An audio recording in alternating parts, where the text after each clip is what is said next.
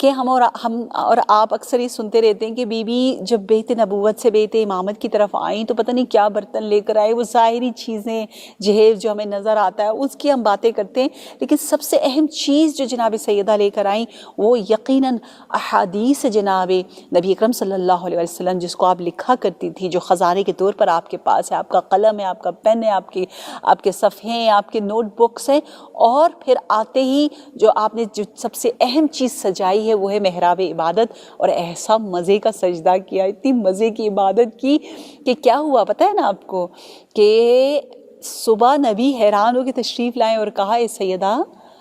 آپ لوگوں نے رات کو کیا کیا؟ کہ جبرائیل نے آ کر ہمیں بتایا کہ ارے کیا زبردست عبادت ہے،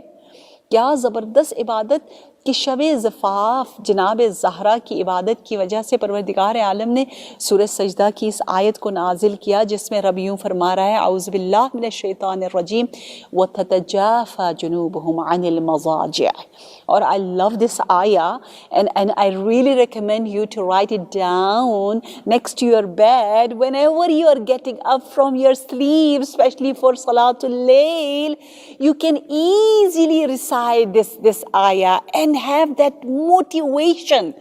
You can just change your mood by recitation of this ayah. یہ آیت جو جناب زہرا کے اعمال کی وجہ سے نازل ہوئی ہے،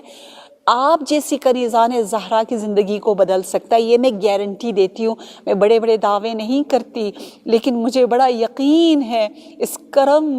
کے در سے جو بات جائے گی اس کا اثر ہی کچھ اور ہوگا۔ میری زبان میں اثر نہیں ہے، لیکن اس فضا میں اثر ہے، اس ماحول میں اثر ہے، اس حرم میں اثر ہے، اس بی بی کے کلام میں اثر ہے، کہ انشاءاللہ اگر آپ کا یہ ڈریم ہے کہ آپ نماز شب پڑھ سکیں، آپ اپنی زندگیوں کو بدل سکیں، تو آپ ضرور ضرور ضرور سورہ سجدہ کی اس آیت کو یاد کریں، اس کو لکھ کے اپنے بیڈ کارنر پر رکھیں اور تلاوت کریں، اور جیسے ہی آپ کا الارم بجے نا اور